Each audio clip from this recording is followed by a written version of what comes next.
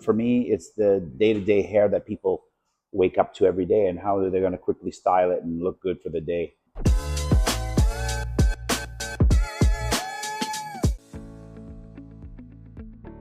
Wow, that's a really good question, because I've always said there's more or less three types of hair. There's the everyday lifestyle hair that we wake up to, that we go to work with, and that's the day-to-day life hair. And of course, you got print hair when you're doing magazine work, which you're working on models or for a magazine, so it's much more prepared and it's more editorial.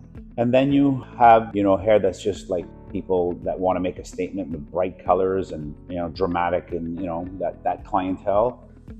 In the end, for me, it's the day-to-day hair that people wake up to every day and how they're going to quickly style it and look good for the day. So those are the three types of different hair that I see, I believe, and I would say 95% hair that we do is beautiful, everyday, timeless kind of hair.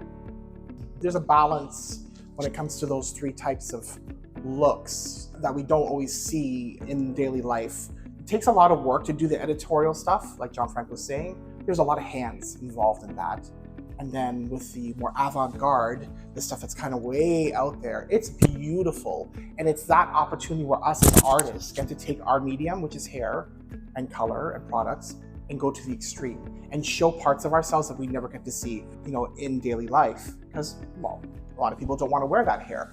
They just appreciate the art that goes behind it. And then there's the everyday hair, which is the same thing, but it's more realistic in the sense of maintenance, timing for styling, all that. So there's also just different viewpoints. You walk into an art gallery, you see a picture of Van Gogh, and you see a picture of another artist, and they're totally different. And the work involved might be like 5 minutes to 20 days.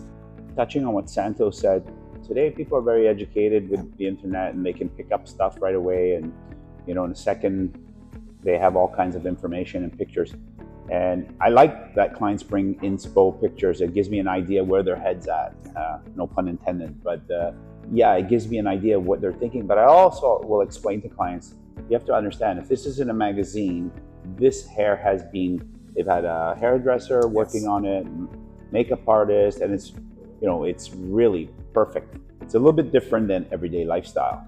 So very important to understand that it is, again, goes back to the organic, wearable, everyday hair.